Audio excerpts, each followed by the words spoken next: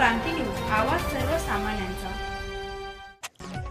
यवतमाळ संकट काळातील तयारीसाठी मॉक ड्रिलचे आयोजन, सुरक्षा यंत्रणांची कामगिरी प्रभावी। शहरात आपत्तीजनक परिस्थितीशी सामना करण्याच्या तयारीचा भाग म्हणून यवतमाळच्या संविधान चौकात शनिवारी सकाळी भव्य मॉक ड्रिलचे आयोजन करण्यात आले।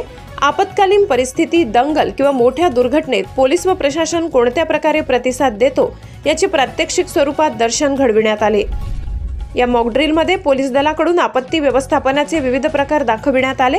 प्रतिकात्मक दंगल, जमाव नियंत्रण, जखमींची मदत, सुरक्षिततेच्या उपाययोजना यांचे प्रभावी प्रात्यक्षिक सादर करण्यात आले। यावेळी यवतमाळचे एसडीपीओ दिनेश बैसाने व परीक्षाविधीन एसडीपीओ रोहित ओहाळ यांनी उपस्थितांशी मार्गदर्शन करत मॉक ड्रिलचे नेतृत्व केले।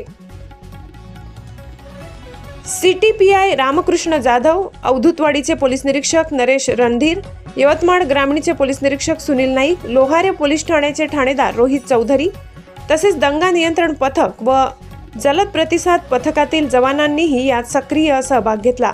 या मॉक ड्रिलमुळे पोलिसांची आपत्कालीन तयारी व समन्वय क्षमतेची चाचणी घेण्यात आली असून भविष्यातील संभाव्य आपत्तींसाठी यंत्रणा सज्ज असल्याचे स्पष्ट झाले।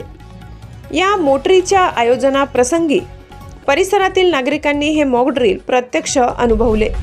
महाराष्ट्र क्रांती न्यूज साठी प्रतिनिधी प्रमोद मेटांगे, यवतमाळ।